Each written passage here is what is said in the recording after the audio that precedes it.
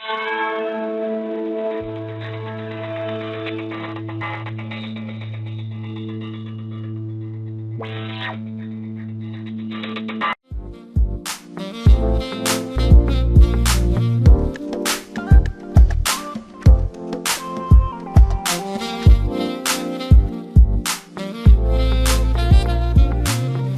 as always, it is a privilege and an honor to be part of and contribute in our small way to this terrific conference at Venture Atlanta this year, as it is to be part of and contribute in our small way to the broader Atlanta technology community. Thank you all for being here and for doing all you do for the success of each.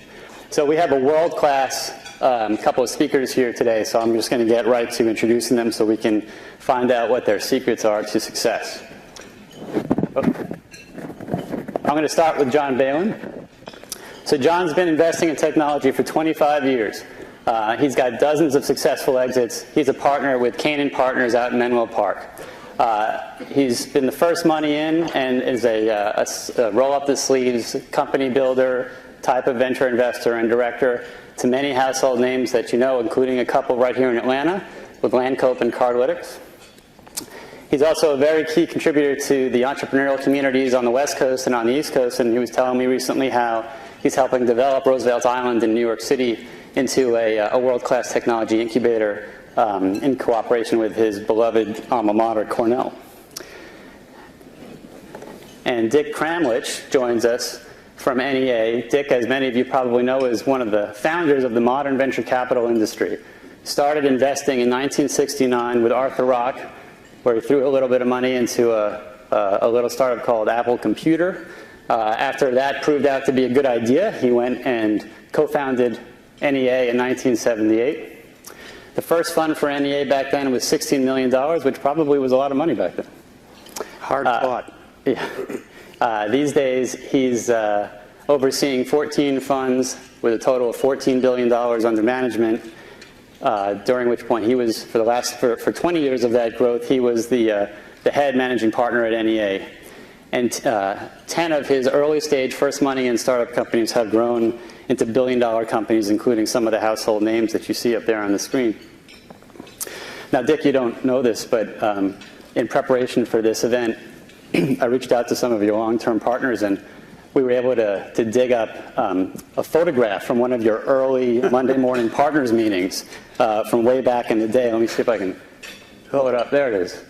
So I think you must be the one. That's Chuck Newhall and Frank Bonzel, and Dick's the one with the pipe.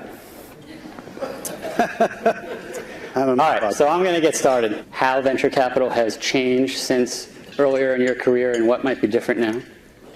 It's a lot more casual these days. You know, first of all, I want to say how great it is to be in Atlanta. I was giving a lot of thought to this, and I think Atlanta is really one of the 5 places in the United States that are hubs of the venture capital, community and the entrepreneurs starting new companies. I think this is it's really a great spot. I don't think at NEA we do enough here.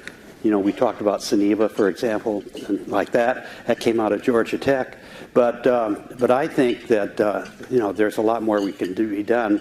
And so for 160 companies that are here in the audience, I would, and I'm rarely do this, but I would say call Peter Barris or Harry Weller in our Chevy Chase office, because I think that, or a guy named Ali Benihana, who's on the med side, because there's a lot more we should be doing in Atlanta. That would be my take.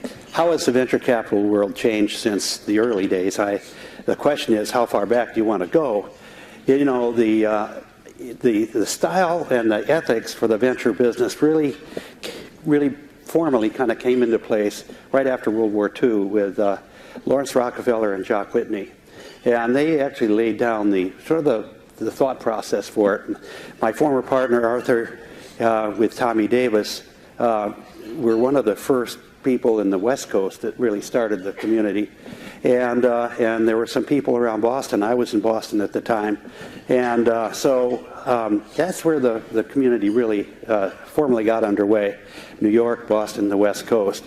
And because of the sun and the water and the existence of Berkeley and Stanford, and primarily companies like Hewlett-Packard, a lot of it gravitated to Silicon Valley. It was sort of a natural event, and the informal network of people in the VC world started in California that way.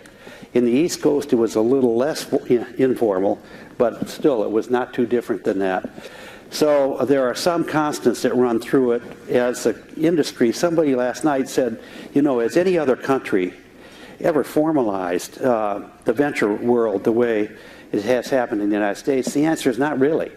It's been tried in Europe and tried in Japan and tried in Asia to some extent, and there are variations on a theme. But in this country, I mean, it's a phenomenal natural event that's happened where 0.2% of the money that's spent relative to the gross domestic product has created 21% of the economy in the United States. I mean, that kind of leverage is nowhere else to be seen. And so the answer is, now you have gone through, and we talked about this, but I'm really excited about the future of the venture business. We've gone through a winnowing out period, which happened in 2000 when we raised over $100 billion. It took about 12 years for that to meet its way through the system. But now supply and demand is really in good balance. As we like to say, the tourists have gone home. People are realistic about what they can expect from the venture business as an organized investment vehicle. And so I think that we're back with the real pros now, and I think there's nothing short of phenomenal revolution that's happening in the United States, because the cost of getting into business has dropped by 90%. It's much more efficient today to start a new company in social, local, mobile, or any of these other new startup events. Later we'll talk about how many industries are changing all at the same time. So the answer is a lot. The change has been a lot. It's gone from informal to formal to less formal. And it's gone from little to big to bigger. Great. And John, since you've got a couple of investments here in Atlanta, but Canaan has offices and invests all over the world, tell us, how did you find, and how did the investments here in Atlanta differ or similar to those of Canaan's around the globe? Yep. Thanks. I also want to just say thank you for being here. This is a lot of fun, and we love being down in Atlanta, so we don't want to be a stranger here. We have offices. We started as a firm with 2 offices initially. Fewer venture firms have done that. We have a New York office and one in Silicon Valley.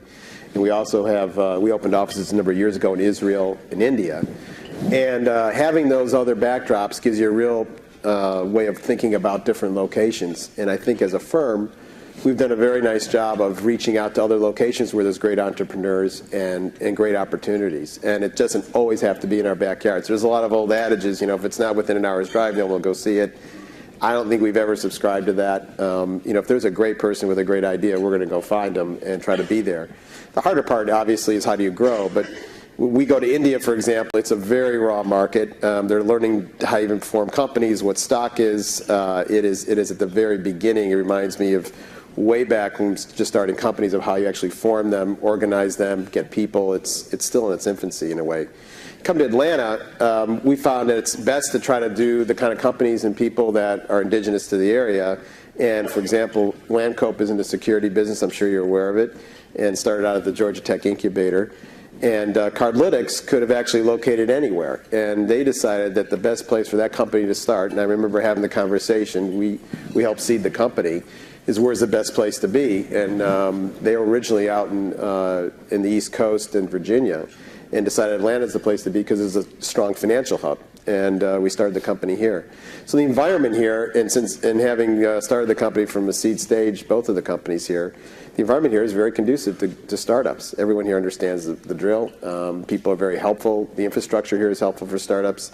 And I think Atlanta, as Dick said, is one of the key areas going forward, has been and will be, I think, going forward through this period we've been in the venture industry, as being a great place for startups. So we're pretty excited about it and bullish to hopefully find some more opportunities, and maybe someone here today we could invest with as well.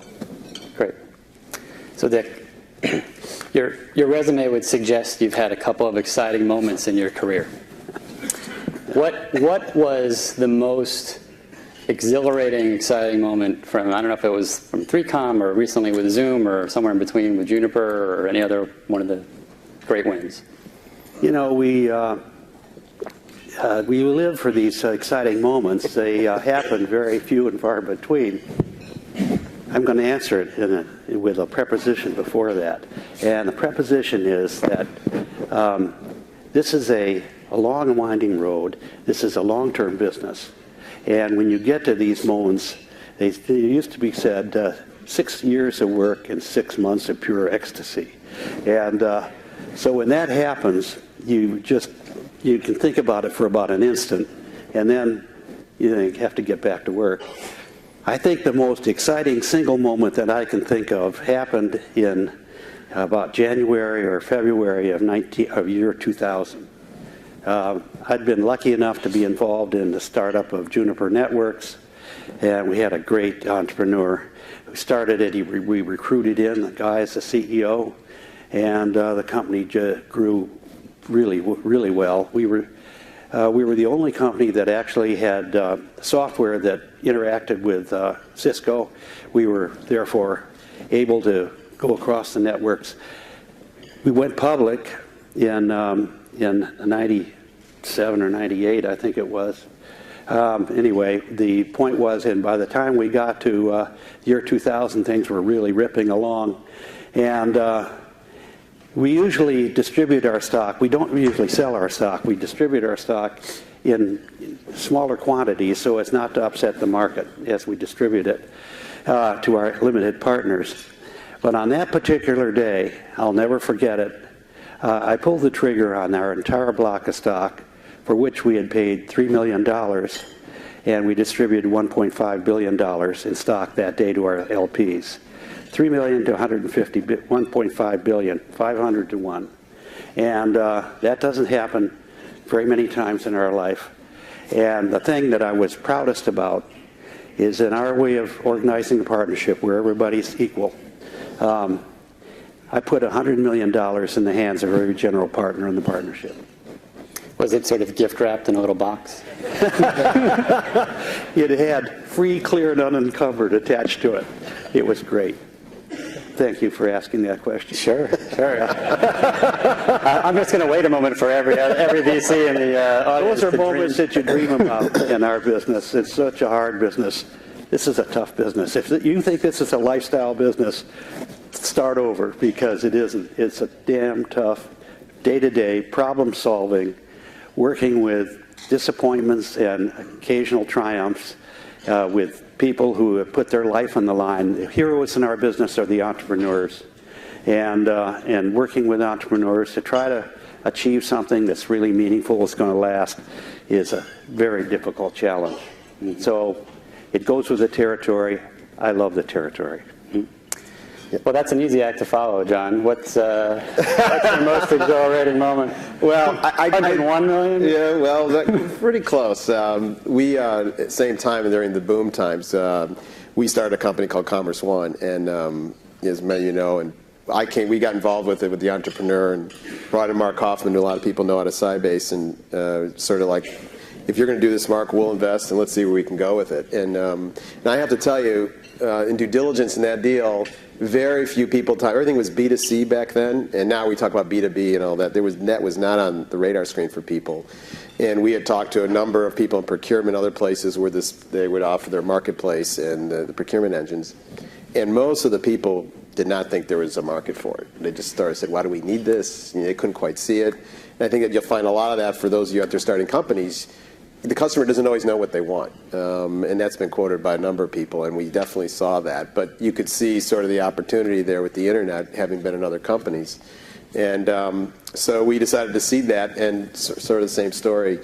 I just remember us thinking, the company started growing tremendously, just orders coming in, $20, $40, $50 million bookings per customer, and it got crazy. And filing for the IPO and the race to get through those windows was high, and finally going public was quite the moment for the firm. And we had a number of companies go public. I think I had, in the space of 12 months, maybe 4 companies, 3 IPOs and an M&A. So it was quite a crazy time. Little did I know it take 10 years later to get a lot of stuff back out of the companies. But we ended up returning probably over 3 funds with that, and it was a key moment for our firm. And then we had some other companies like Copper Mountain and others through this, and O&I, and the whole communication space. So those are exhilarating moments for us as investors. I think it also excites us to see the entrepreneurs be successful, because we had a lot of the same core team was still there. A lot of people started the company, were within the company in different roles as they grew. The flip side, we were talking about this earlier, is just the other day, one of my companies came in and we just increased the largest order size for the company to over 3.3 million. They signed a big customer. And prior to that, our biggest customer had been about 2 million. And when those days happen, those are kind of the marker points of real exhilaration. Those are things you wake up in the morning and you get to see the email from the CEO and say, hey, guess what, we signed this customer for $3.3 million, our biggest deal ever. And just it wasn't a year ago that we had 2 million, and a couple of years, 3 years ago was 1 million, and you see that stair step, and I think that's the stuff that keeps you going, because you know where it's going to lead ultimately, hopefully down the road to another big success for the company as well as us. Great, terrific. So on the other side, I was hoping perhaps you could share what your biggest whiff was. What's the investment opportunity that you missed, that you just wake up and you kick yourself until you look at the $100 million in the box over there? I could answer that a couple of ways. But maybe I should talk about Home Depot, because I mentioned this last night at dinner, but I think it was about 1981 or something like that, when I had befriended a guy named Ken Langone earlier in my career. I was the manager of financial planning for a large company, and we had all these investment banks were calling on us, and one of them was Ken Langone, who at that time was a bond salesman primarily for a small bank, and I picked him anyway out of the realm because I thought he had a sort of a native instinct about what was right, which way was up, and so long and short of it, he became very successful, formed his own firm, and he called me in 1981, I believe it was, and he said, Dick, I just starting a company with some great guys down in Atlanta, and we're calling the company Home Depot, and I'd really appreciate it if you would take a look at it. So I called my partners on the East Coast, and I said, this comes from a guy I have a lot of confidence in, and could you take a look at it? And so they looked into it, and we got some expert advice. They said it'll never work. And and that's what happens when you turn to experts, because there's usually an embed. This is a pretty good life lesson, by the way, because experts are usually those who are trained to analyze things that are in existence rather than things that are not in existence that could change the ground rules for those industries. And this was one of those cases in point. And so, despite my respect for Ken Langone and respect for Bernie Marcus and for Arthur Blank, both of whom I met at the time, we didn't do the deal. And needless to say, it was to Atlanta's benefit that it all worked beautifully the way it did, and I take my hat off to him. This could have been the Kramlich Aquarium. I think it's perfect the way it is. John, do you have any whiffs that you want to share? We were joking there earlier. The one whiff I really feel, as I heard a couple of years ago, was Intercontinental Exchange. I mean, quite the company here in Atlanta. And boy, talk about under the radar. Really wish we would have been able to do that. But more recently, a whiff that we had is a company called Waze.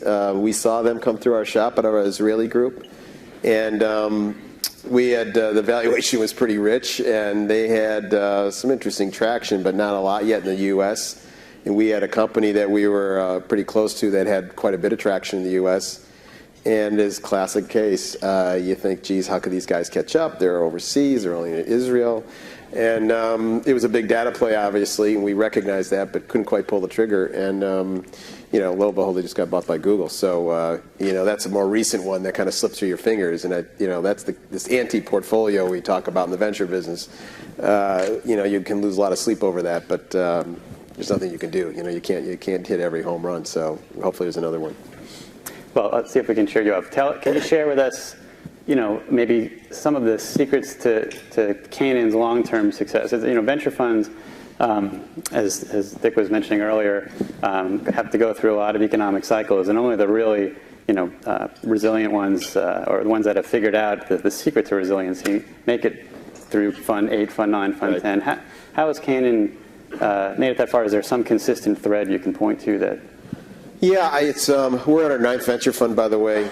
We're about $3.4 billion under management, and the current fund 9, we did about a year and a half ago, $600 million. And if I look back, we maintained a lot of consistency despite a lot of change. We've kept our focus the same. We're pretty much seed and early stage investors.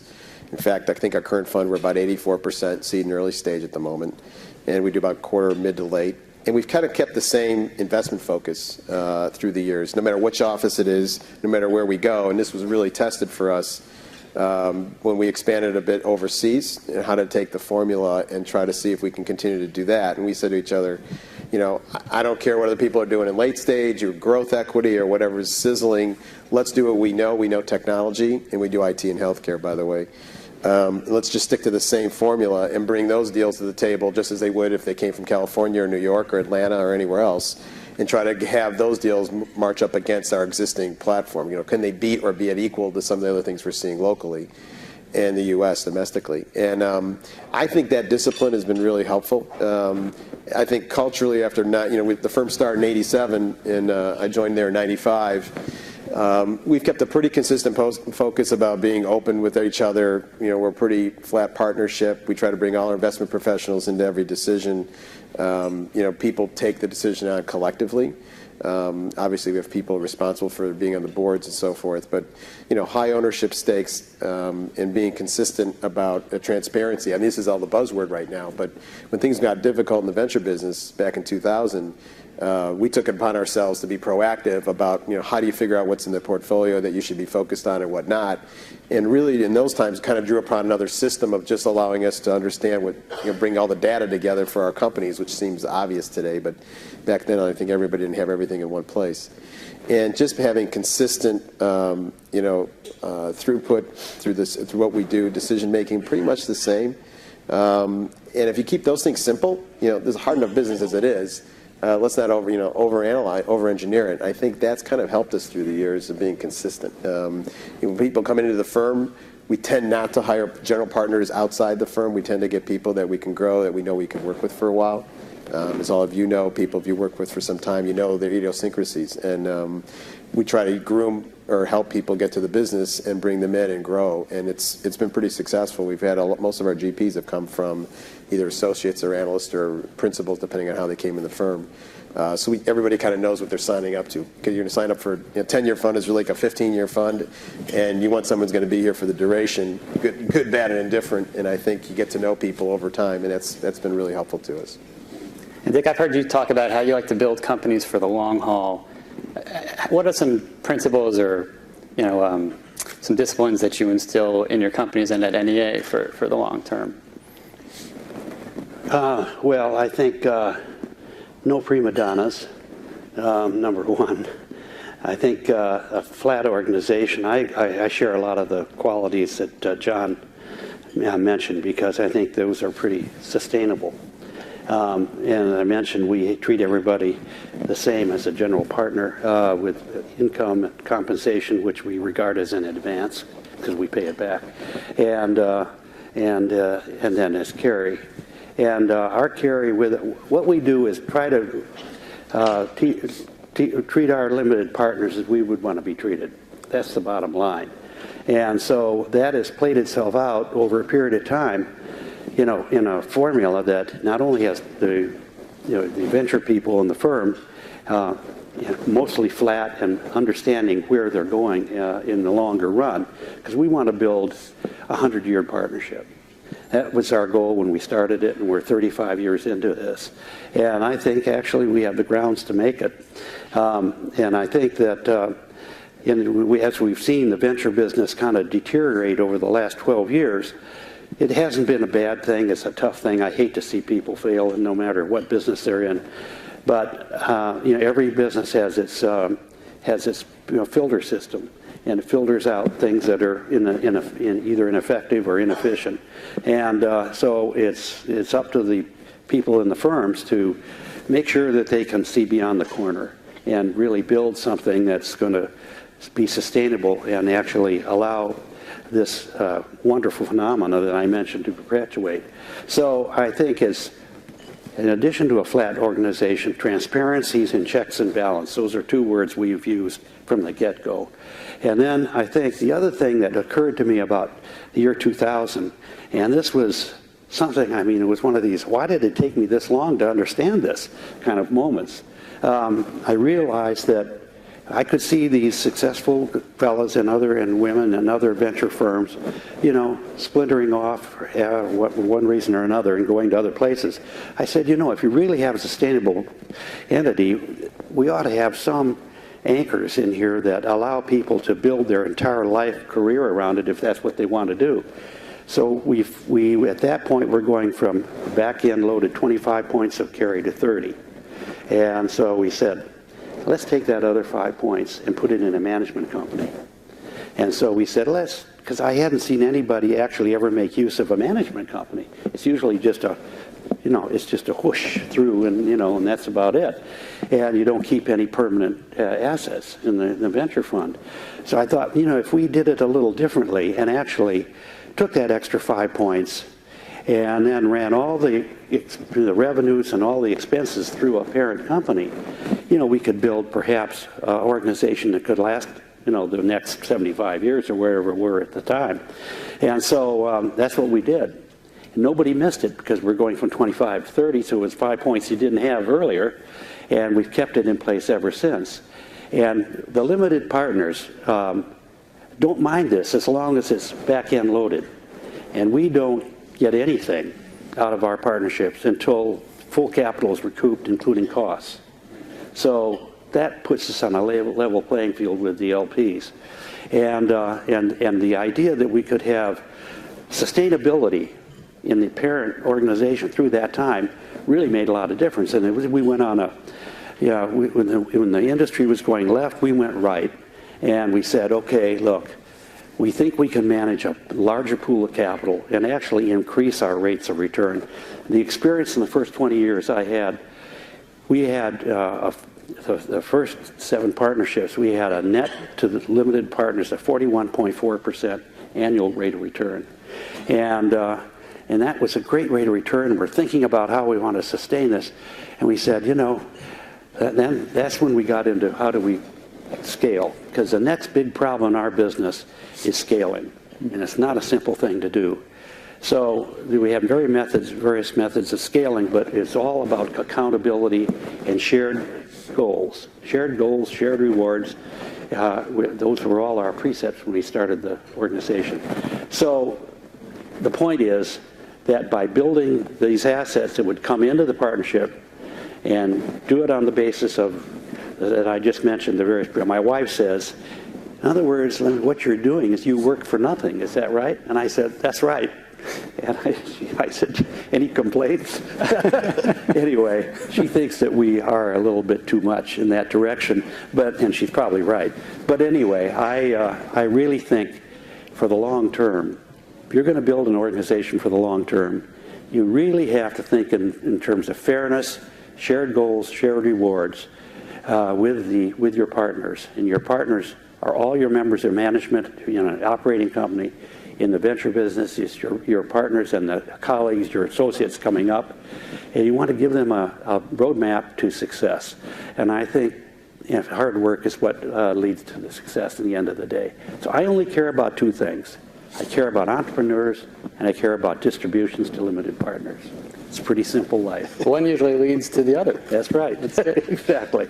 So I hope that answers your question. Very good, yes. And I want to make sure that we give some practical advice to our entrepreneurs in the audience. So we'll talk about operating advice in a minute, but first for fundraising, I suspect you guys have seen a whole bunch of pitches through your career, and you somehow have a knack for picking the right teams except for Home Depot, I suppose. But generally, picking the winner. Today, that would have passed, by the way. Okay.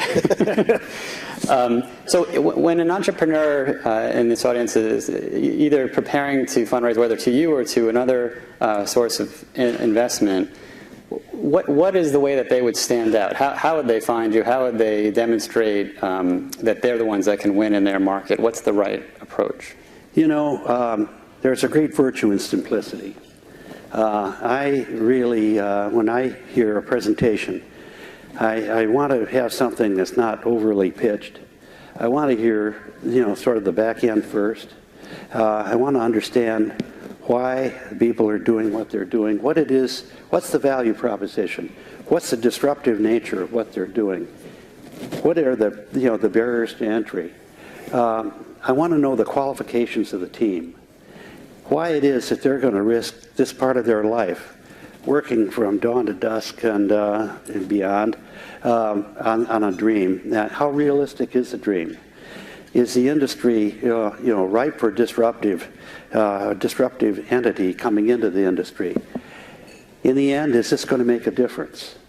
What you're doing, you're going to bet your whole life on this. Is this going to really be something that's going to make a difference? And so we ask ourselves those questions. And it has to come through in the presentation. A part of it is the economics of the situation. A part of it is how much capital it's going to take. A part of it is how efficient you're going to be with that capital, obviously. At the end of the day, it's a lonely job to be an entrepreneur.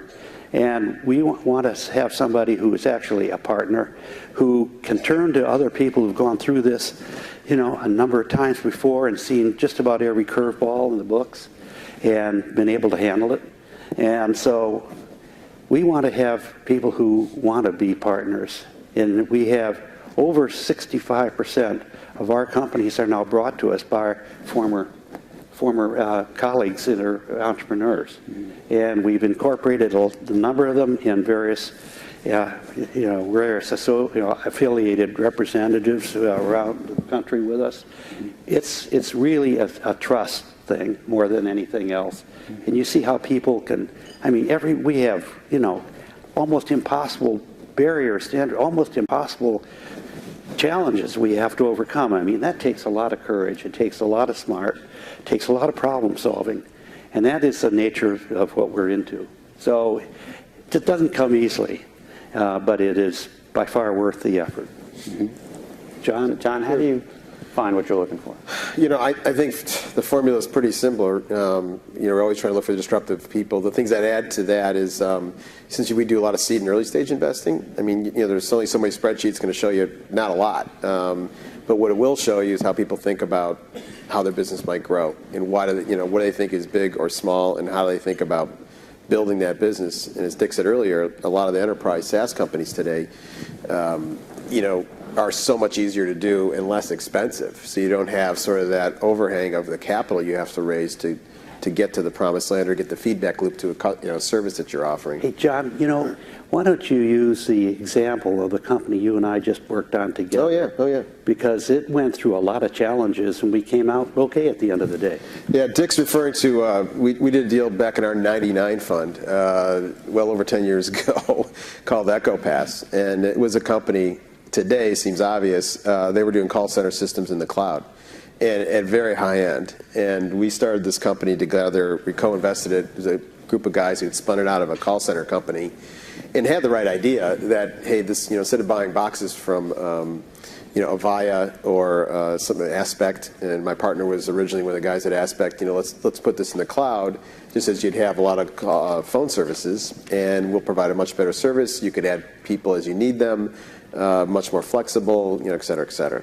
Today, that seems obvious. At the time, I think it was, it initially had interest, but then the market changed, it went down, and everybody was just hunkered down and not be able to spend. And the founders didn't last very long in the company. We had to add some people in sales. We had to add marketing people. And NEA and Canaan are really the backbone of the company. And I think the one thing I will tell you is who you have as partners, who your investors are, and your capital structure is extremely important. I know raising money is hard, and it's always nice to say we're done, but the quality of money is more than green, and the kind of people you have behind your company and who we partner with at the board as well as in the cap structure is extremely important. And this company we had all kinds of people involved who got excited for all the right reasons. Some firms couldn't make it through the downturn, and they had no money when we needed to raise money, and NEA and us both stepped up to try to figure out the right thing to do. We finally, in the search for a sales VP, we found our CEO. Vinny Deschamps, and he really took the company. He came, by the way, from Avaya, while John was putting on his microphone. Sorry. And he was one of these guys who would never take no for an answer. And he really had core beliefs that transcended the problems. And he shared this beliefs we talk about. I mean, you're dealing with other people's money here. We respect the LPs as our own partner, and they work with us hand in hand. And he looked at us as his co-investors that he never wanted to let us down. Every dollar counted. I mean, they saved everything, and so they went through the downturn. And he ended up hiring the right people more times than once. We had to keep the company moving. Finally, we got sort of head above water. We got to the point of getting profitable. This company's been profitable now for probably 3 or 4 years now, consistently, and growing. And because it was in an older fund of ours, we needed some additional capital, and we ended up getting a banker that started looking for money, and we found a group, Columbia Capital, out on the East Coast, very focused firm on fixed income investments. They were very sensitive about losing capital, but they give you a nice rate of return. Really straightforward term sheets, and allowed us to still stay involved with the company without having someone come in on an equity side and try to just upset the whole apple cart, which is not what the company needed. And by and large, we continue to grow the company, and just most recently they were acquired by Genesis, which we thought might be on the horizon at some point. But the fortitude and the push by this team is unbelievable, and it takes strong partners, I think, as NEA has been with us, in helping them feel like they got a backstop if things weren't going well. And I think that's a big part of the venture business. I mean, when all goes up to the right, it's easy. When it's going sideways for a while, or it's just there's nowhere to turn, that's what your venture partners are for. And as you build your companies, that's the litmus test I think you got to get when you look for capital. So maybe dovetailing off of that, again, for the benefit of our entrepreneurs, when they're struggling or not, or laying the groundwork for growth, what's sort of from your experience, the nugget of advice that you'd want to make sure you leave our Atlanta entrepreneurs with? So I'd tell a little. Mind if I tell a little story about it? That's even better. This is, I think, sometimes sports analogies are very appropriate to the world we live in. And Ronnie Lott from the San Francisco 49ers told me this story about life lessons. And so there are incorporated in this little story some really valuable life lessons. So he was telling me about the game in 1995, the playoff for the Super Bowl game, I guess it was, with against Cincinnati. And so I think I have all the facts right, but if I don't, excuse them. But he said that we had 2 minutes to go, and we were down by 3 points. And our 49ers is we in this case. And they got the ball on the 5-yard line, their own 5-yard line. And so Montana comes out to the huddle, and he says, "Hey guys, look at that John, what's the guy? John Candy. John Candy is sitting behind the Bengals bench."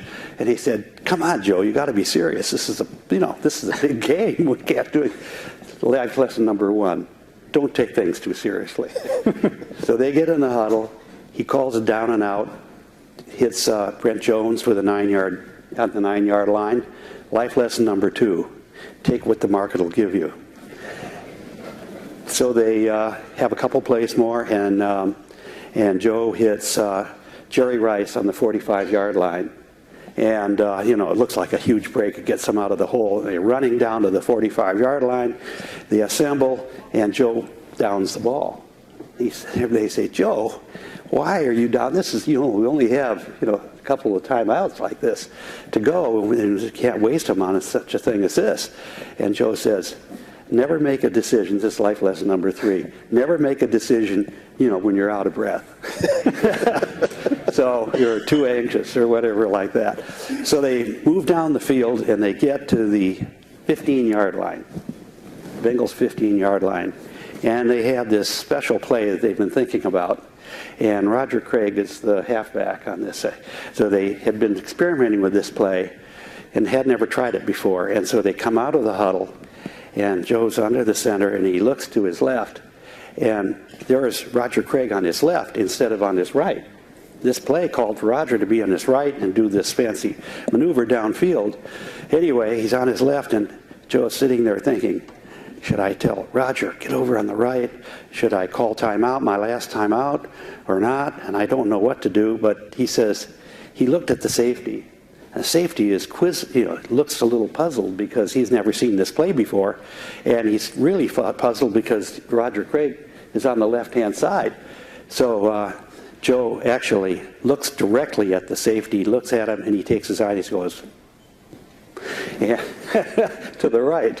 And so, sure enough, Roger Craig goes down, and he goes, the safety breaks to his left, our right, and in the meantime, John Taylor is on the left side of Roger Craig. He's down in the end zone, totally uncovered, passes to Roger to Taylor for a touchdown, changes the game. Life lesson number 4 or 5 is stay flexible. So that's, I thought Ronnie Lott summarized a lot of life lessons in that episode. I could echo them all, but can't do better than that story from Roger. Mm-hmm. John, I'm sorry, you have to follow him again. What do you think? You got any good advice that you can leave our entrepreneurs with? Well, I think that one's just, it kind of embodies everything you go through with these startups. But for us, it's making sure that you hire people smarter than you and know when it's time to change your group. I think all of us like to see everybody really successful. But if we were talking earlier about just mistakes you make or whatever else, and the classic one is you hung on to a CEO or one of your management team members too long, and usually by the time CEO calls me on the weekend and says, our VP of sales isn't working, or the marketing person, it's pretty much obvious at that point. But I think we're sort of the backdrop, we're the mirror for them to hash this stuff out. But if you do anything, as you start to grow, never think about being too small. And as you grow, you will need additional people. Of all the startups we have, very few times do you get people to scale with the company, all through the initial sales to the medium growth, to eventually if you're public, and you just have to get used to that your organization is going to change. One thing, that'll be the one constant. And if you get comfortable with that, you'll be a lot stronger because then it's not territory of who runs what and what turf they have. And this is where a lot of fighting comes in startups because you try to get along to each other when you're small. And the groups, and I've seen this more in the entrepreneurs that have done it more than once. I think they're much more comfortable with that. I think the first time entrepreneur, you're really afraid to let go the reins or let someone else take another job. But I think it's if you can get yourself used to that, that's the number one thing. Because the money just gets you going. It's the people that run the company, and they're the ones out in the field figuring out the customers. They're the engineers at night trying to figure out the problem. And the more smart minds you bring to bear to solve a problem, the more likely you're going to solve it. In fact, they'll probably come up with something you don't even think about. So I think that's the crucial part, most exciting. I just want to underline how wise that counsel is that John just gave you, because as a company grows, it's very tough to yield and say, there's somebody better for this job than me. Very hard. And it's really a good thing. I have one overriding slogan that I keep in the back of my mind all the time, and I've used it in every walk of life, and that is, when in doubt, leave it out.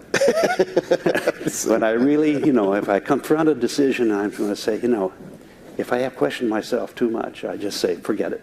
Mm-hmm. And that's served well over the years. Yeah, keep it simple. Right. So maybe it's probably helpful to take some of those general principles and apply them to a case study for the benefit. Maybe they can figure out how to apply it to their business. So you were sharing maybe the case study about navigating growth with Kabam or one of your other companies. Well, we have a gaming company that was started in our office called Kabam, and it's a online gaming company, and it was actually started by one of our analysts. He went to Berkeley in computer science and business, and our program is sort of bring people in and have them after work with us a few years, go back to business school, and then come back and get in the venture business or start a company, whatever that they want to do. And he came to us and said, I really want to do something else and move on, but I want to start a company. So knowing him and his fortitude, we seeded him $500,000.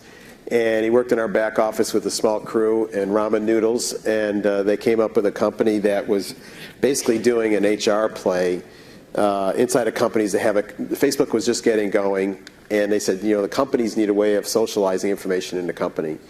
And today, it's sort of like what Yammer turned into be. They were probably the precursor of it. And they ended up getting some big companies, Ford Motor Company, they had Del Monte, a number of larger firms using this network internally. And one day he says, I don't think this is going to work. And we said, well, geez, you got these initial customers, you got your beta, this is looking pretty good.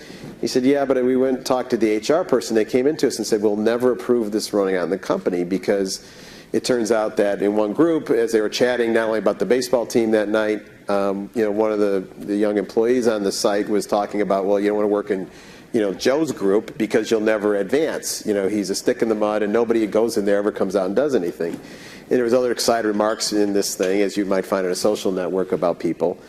And the HR person was deathly afraid that all this data, which was normal water cooler chat, in fact, that was the name of the company, Water Cooler, would be detrimental to the company. And he said, it's just a tough battle. They don't get it, how important this stuff is to have a fabric, a social fabric in the company. But he says, but while we do that, and he still had money in the bank, I got another idea. So what they eventually turned this water cooler into is a social fabric that sat on top of Facebook. This was pivot number one. And they created a network of sort of people jumping on Facebook that were looking at sports and entertainment. They figured out there was a following there, and they gave them a social structure to do that. So at the end of the day, they probably had some of the biggest social network on Facebook early on for sports and entertainment. The Yankees were trying to sell tickets there. I think the Montreal Canadiens said they had a bigger fan network on their system than they did on their own website. It looked pretty successful. Revenues, not bad, but it wasn't growing. And he came to a point and said, this isn't going to be big enough. Either we sell this now, or I think we have another idea. And then they had a little bit of money in the company, and this has taken a number of years. And finally they said, there's a game that we've been kind of kicking around, and we think it's time for some serious social gaming and not just, Diner Dash and things like that. So after a lot of soul searching, and this was difficult for them because they had to change the company's direction again, they said, and there were some companies trying to buy the company, and they decided not to sell. And they said, no, we want to do something bigger. And they started this first game, and the game was Kingdoms of Camelot. And they hit it's an immersive game if you're familiar with it. It was not really on the social fabric at that point or on the internet for a web-based game. And it took off. I mean, they were coining millions of dollars almost immediately. And it continued to grow quite handsomely month after month and quarter after quarter. And really then they changed the name of the company to Kabam. And he just took a space that no one was paying attention to. And today, we just did a round with Google Ventures, I think at one point, well over $1 billion some odd dollars. The company is, well, I'll take that back, it's probably a little less than that, but they're probably now the biggest private gaming company. We're watching King as they're going public. We not only started on Facebook, but we're also doing mobile gaming. We're also, they've kind of gotten all their customer acquisition off of the whole Facebook engine. They still use it, but it's not the only way they attract. And you go to the company now. I remember one day I was driving to the city in San Francisco, and they just had been doing this work with Twitter. The big change in San Francisco, by the way, for why there's a lot of startups in the city is they changed the tax rate about having a headquarters there. And Twitter pushed this among other startups. They were prominent enough. And Ed Lee, who, to his credit, this was a big problem in San Francisco for many years, said, we're not going to, tax you this tax because this is when the downturn was happening after 2008, we need jobs. And so they just had announced this, and I'm driving in, and on KGO, there's Kevin Chu, our CEO and former guy in our office, talking about how they just added 250 people to San Francisco in their new office. And, I think it's a really telling moment. And the company today is now international. We have our eye in the IPO market, obviously, extremely well run. And, if he didn't take that chance twice with this company and really see it through, he really wanted to create something big, it's pretty phenomenal. So It's just a great story, and handling adversity. And I have to tell you, I thought more than once that kind of maybe I'm better off selling it, and he didn't do that. So it's worth doing. And Dick, now that your partners show up every Monday morning expecting $100 million gift, what's the recent case study of growing a company, navigating through that growth? I know you're on the board of Zoom, which recently went public. Perhaps you can share a case study from there. Right. Well, I thought there are two things. First of all, I want to just say I think that we are in a great spot for the venture business and for entrepreneurs, and haven't felt this way really in 12 years. I think we're really in a unique place. This chart that is, we didn't put it up. You haven't put it up there yet. Do you want to put it up? Yeah. Why don't you? Is there our slides up? There it is. These are I'm not going to talk about Zoom as part of this, I guess. But the point here is that I have never seen as many basic fields of work, of industry and technology, go through as many radical changes all at one time as we're seeing concomitantly, as shown in this chart. Old and new ways of doing things. Apple's the only one, I think, that has made the transition over to the new side, and everybody else, it's really every one of these names has a lot to say for it. And these are not all NEA companies, but there are a number of them that are. And so I won't go through all that, except if you want to.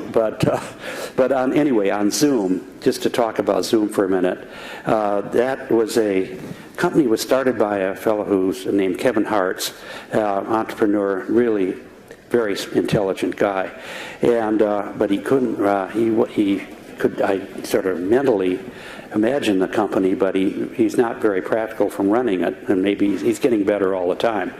And but in any event, not to be judgmental about it, but he came up with this idea that was an online version of Western Union, because as you think about it, the money transfer business is a $650 billion business, and it's growing at around 8% a year. And most of it is with immigrants sending from the United States money back to their families in the Philippines or in South America or in Asia or in Europe, everywhere, 43 countries. And it usually involves an enormous amount of infrastructure. I won't go through all the negatives, but there are seven agencies that oversee everything you're doing, just to put a layer of bureaucracy on top of everything. I hate bureaucracy except when it becomes on your side. But in any event, this company was started by Kevin. We brought in, a friend of mine named Pierre Lemond, who was at Sequoia, asked me to join him with him on this, and so we did the work together. And it got off to a rocky start. We really didn't know what business we were in for a while. And he had brought on a fellow who he had known in a prior life, who was John Kuntz, and he became the CEO. He was on the board of directors. One night I got a call from Pierre, and he said, we're going to have to make another change. We've gone through 3 presidents by now. And what do you think of John? I said, when he talks, everybody listens. He's a common sense guy.